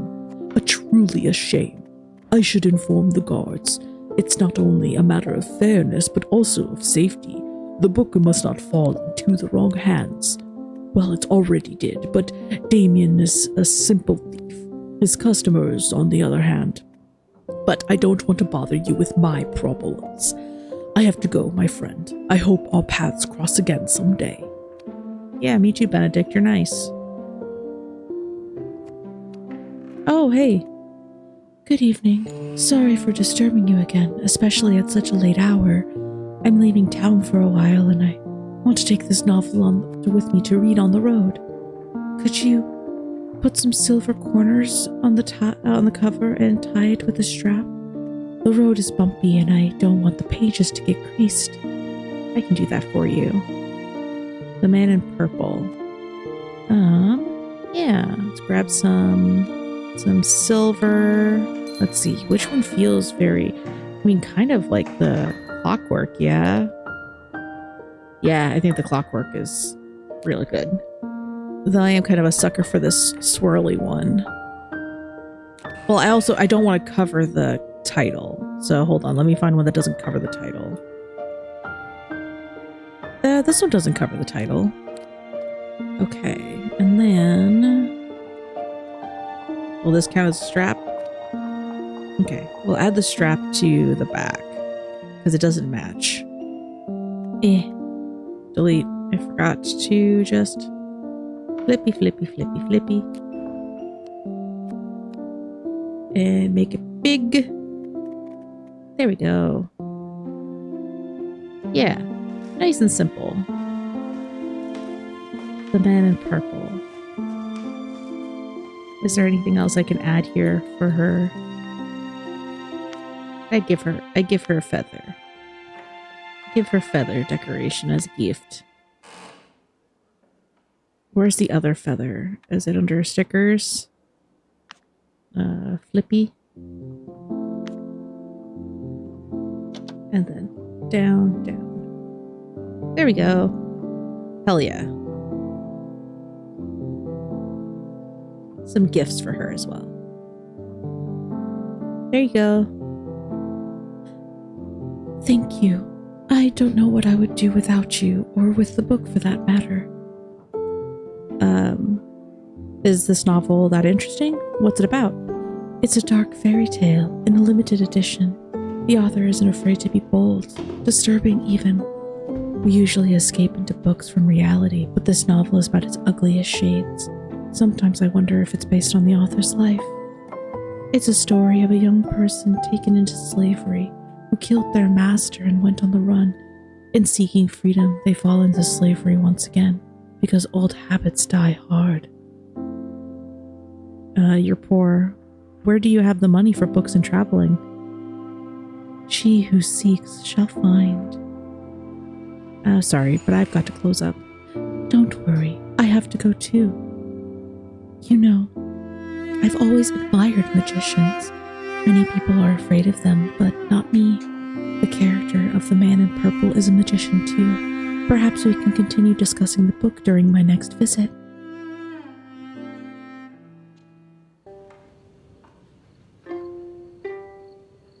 The streets are quiet. After the capital, it feels almost unnatural, as if the whole town had died out. The lights in the windows are only proof that that's not the case. You remember the orphanage and wonder how things are going there now. Probably not very well if Jenna prefers vagrancy. Shut your mouth, you bastard. You don't know a thing. Jenna's voice echoes through the town square. You turn around at the sound, but she's nowhere to be seen. It's too dark. And then you hear another voice, a boyish one. What's the matter? Did I hit a sore spot?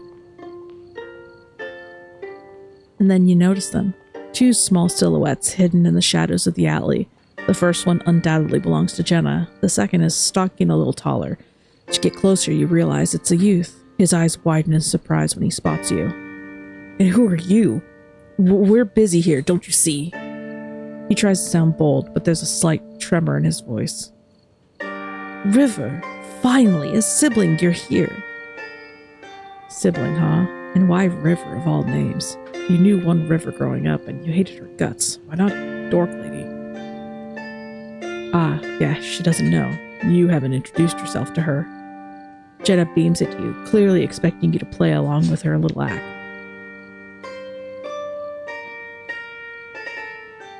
Yeah, well, I'm gonna play along.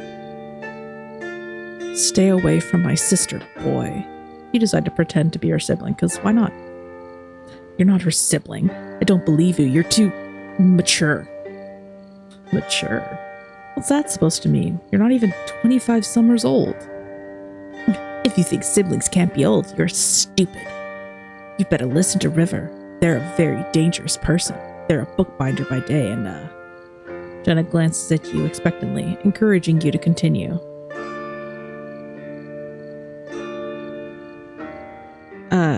And a magician. I may not practice readings, but the arcane flows in my blood. You tell the truth. Well, a half-truth. You're lying. Artisans can't be magicians. It's rare, but not impossible. You still don't know whom you inherited your talent from. Not from your mother, for sure. She was an ordinary person. From your father, maybe. You're never going to find out. If you keep hurting me, River's going to curse you. That's not how magic works. Or so you once thought. If only people around you knew. What would they say? Or would they just kill you on the spot? Listen, boy, leave Jenna alone, or I'll tell your mother. You got me? He's probably from the artisan class, not an orphan if his parents are decent people. He doesn't have one, and his father's a drunkard. What did you say, you little bitch?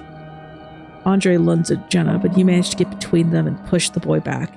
He almost loses his balance. His eyes are full of hate, not only towards Jenna, but towards you as well. A drunkard father, huh? Well, that explains something. Go home. Or do you want me to call the guards? It feels wrong to send him there, but what are you supposed to do? No one has taught you how to deal with problems, so you improvise. You always improvise. Andre breathes heavily, shifting his gaze from you to Jenna and back again. Fuck you, both of you. He spits at your feet and walks away. You and Jenna watch his silhouette recede further and further into the darkness until it disappears. Much obliged, River. Jenna turns to you with the biggest smile on her face. I didn't want to mention his dad, but he forced me to. He teases me about my dead brother all the time. My dead brother. From the look she gives you, you realize that these words didn't slip out by accident. She wanted you to hear them. You forced a chuckle. The real River? No. His name was Rupert. A silence hangs between you. Talking about a loss is awkward. Always has been. But you can't put your finger on why. You grieved your mother alone. You keep your deepest secrets to yourself. Because it's easier? Hardly. Why then? Maybe if you... I should probably go. Jenna yawns widely. Her eyes are half closed as if she's about to fall asleep. Me too. I hope he won't bother you anymore. And if he does, I know who to go to. After exchanging nods, you go in different directions. The night is old and somehow even quieter.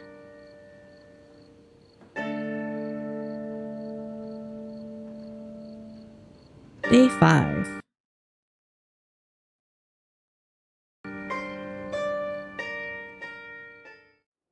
You have a new letter.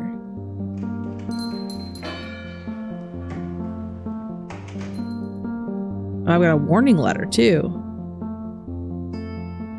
AyeDorkLady, remember the magician I told you about?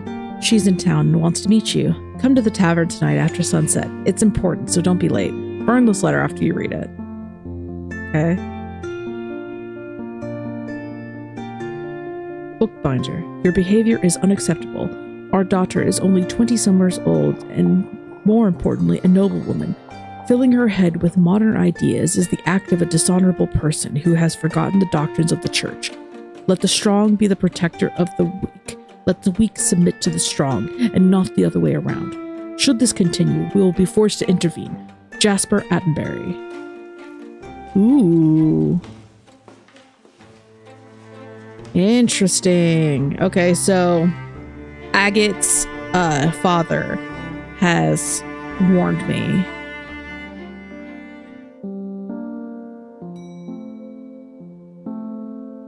Good afternoon, Bookbinder. Don't worry, I am not here for work. I actually need your services. But I warn you, don't you dare tell anyone about it. It is a personal matter. This book needs a new cover. I don't care about the material, but the plainer the better, with some illuminated illustrations perhaps. But it is a knight's book, so no flowers or other feminine embellishments. How to charm a lady. Okay, so we want a plain cover. And let's grab a red.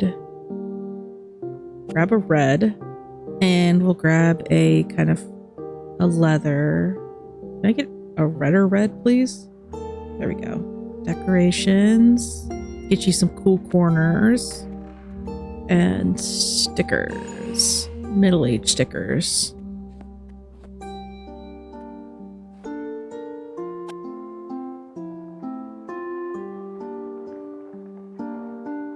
Yeah, let's throw these guys on the back.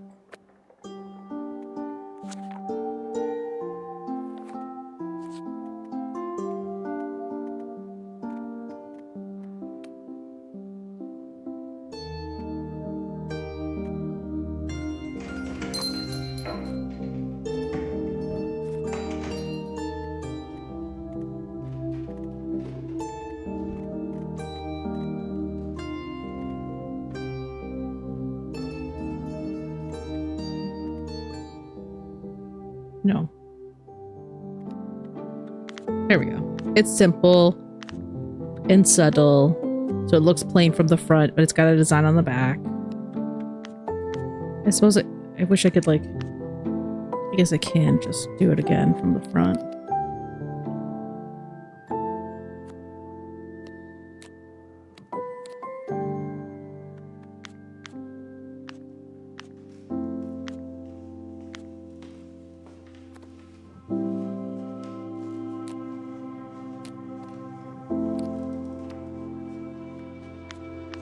There we go.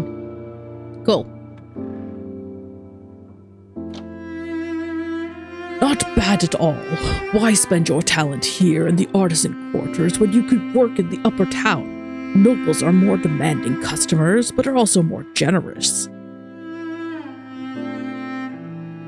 Are you trying to seduce a lady, Captain? Watch your tongue. And of course you own no seduction. What could a person like you possibly understand about love? Have you ever met someone you were willing to sacrifice everything for? I doubt it. And if I have, then you're lucky to have experienced it and foolish to lose it. Do you need something else? If not, no, that's all. I won't keep you from your work any longer. See you again.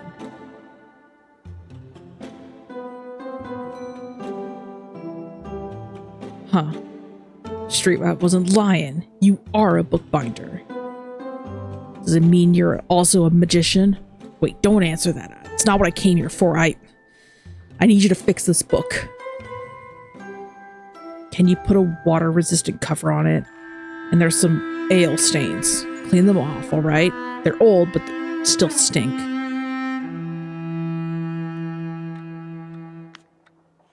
Let's see. A water-resistant cover would probably be leather. Leather or stone.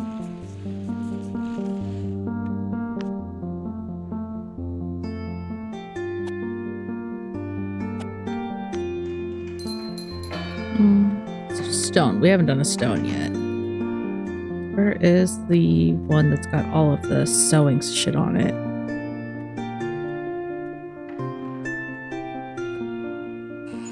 A lot of the patterns don't really work that great.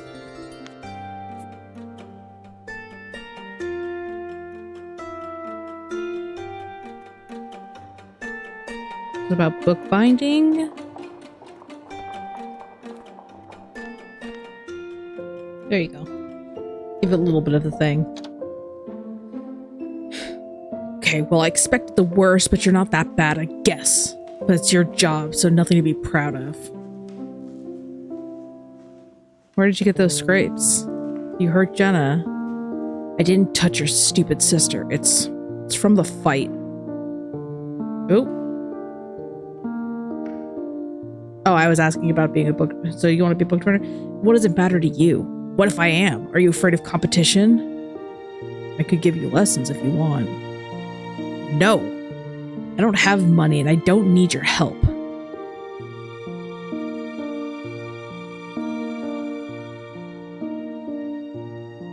Good evening to you, artisan. I've heard you do book restorations.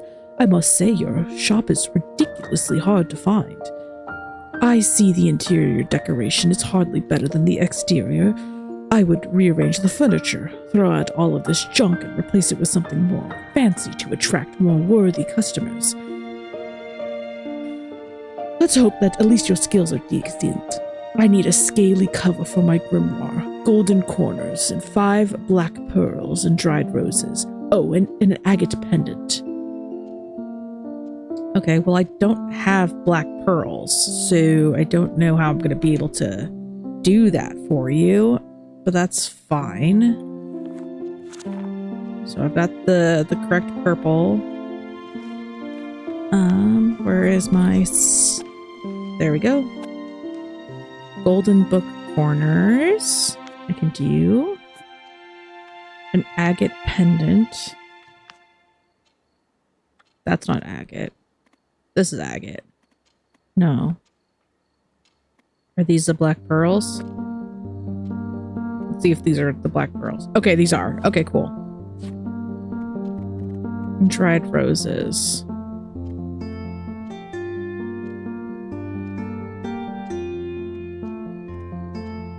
It doesn't tell me which one is which.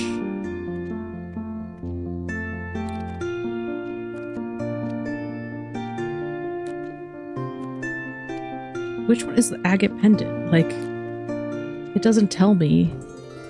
Because I would guess it's this guy, but it's saying that it's not. There's not a way to find out. That one. Okay, well, that's not what agates look like, but okay. Now that I know what it is, I can redesign.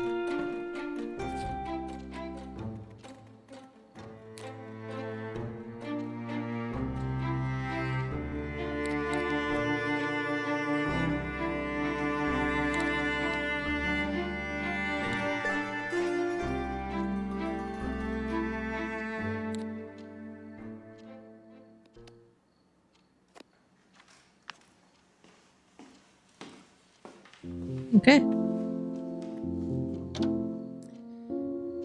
You do have a good memory, but of course your skill doesn't come anywhere near that of the masters from the upper town. Still, it can be useful to descend into low places to truly begin to appreciate what you have and, most importantly, who you are. Tell me, artisan, what is your name? River, my lord. River? That's a ridiculous name. Why did your parents choose it over something old-fashioned? I cannot know, my lord. I am an orphan. You have my condolences. Losing one's parents is hard. And how long have you been living in the town? Are you a local? No, my lord. I moved here quite recently. This town is wonderful. I'm sure you'll want to stay here forever. Well, as much as I would like to continue this conversation, I have things to do. Goodbye, River.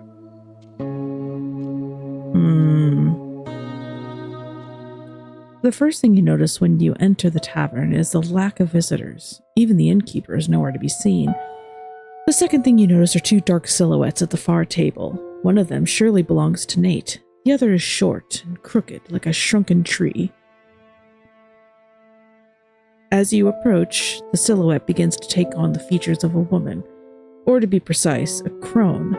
Her only good eye regards you with subtle curiosity. AyeDorkLady, thank you for coming. Nate's smile is warm. You'd buy it if you didn't know him too well. He wants something from you. Your gaze falls upon a mutton pie on the table, untouched, with clouds of steam still billowing from it. Your favorite dish, straight from the oven, at my expense. Oh, he definitely wants something from you. And to what do I owe this honor? Or have you decided to take up charity after all? The crone lets out a hoarse, barking laugh. They're perceptive. Don't tolerate your tiptoeing in the slightest. I like them. The crone's eye turns back to you, her monocle glinting in the candlelight. The magic in their blood is strong. I had my doubts at first, but now I could see it could work. What could work? You don't even try to hide your irritation in your voice. They're talking about you like you're not even here. Reminds you of someone, just like that damn pie. Nate pushes the plate towards you. I'll tell you everything in a minute. Eat first. You must be hungry. Your first instinct is to shrink. Bruises that healed a long time ago start to hurt again. The image of the noble you killed pops into your head. He beat you up regularly. Your first instinct is to blend in with the surroundings. It's as if you were back in the mansion again. The image of the noble you killed pops into your head. He kept you locked up, like a slave.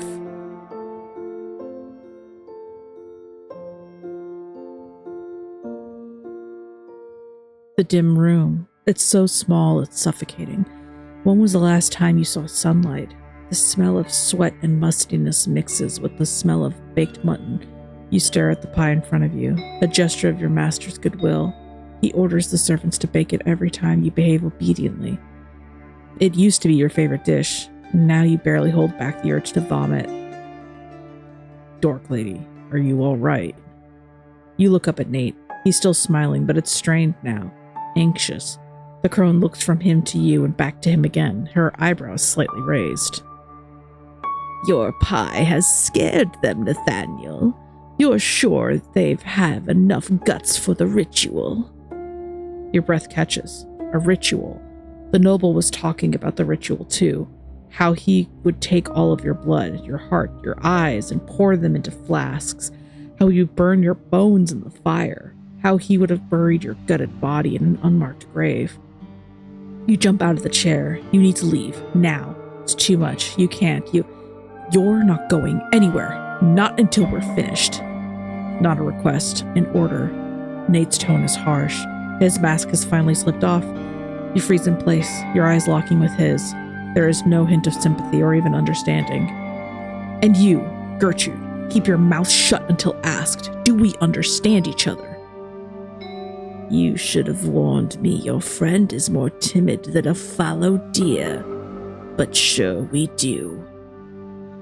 I will not participate in any rituals. There is nothing to discuss. Even if the ritual were to enhance your magic to a point where it could kill. His answer takes you back. The words burst out of your mouth before you can stop them. That's not possible. With the cards you found, it is. Gertrude nods to the chair, drumming her fingers impatiently against the wood. Take a seat, dear. I'm not going to eat you. Leaving is not an option anymore. You sit back. You want to know. Gertrude is of the artisan class, AyeDorkLady. She works underground, and she said she'd seen these cards before. Not the ones we have, but the others. Aye, they appeared on the black market about 4 years ago. I don't know who their creator is, but I know the names of a few buyers. All of them are from the high nobility. Most have their own puppet magicians, but one snobbish noble decided to hire me to save some money. So I was given the chance to do a reading with a dark deck. Gertrude leans closer to you, her voice barely above a whisper. The arcane in the cards was distorted, cursed. You know how it usually feels, like a mountain stream, a melody in the wind. But what I felt was like thick blood or stagnant water. It's an energy created to destroy. Imagine what would happen if magicians could harm those who fall out of favor with us. A massacre. If the crown finds out, they'll kill every one of you. Aye, that's why nobles operate in the shadows. They're at each other's throats for a piece of power, but they'll never dare to go against the king.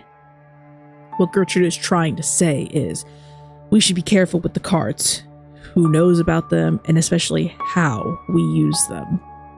You can't shake off the feeling that his words carry a hidden meaning, that this whole conversation was started in order to make you agree to something you won't want to do. Stop beating around the bush, Nate. I hate it. He and Gertrude share a quick look before Nate turns back to you.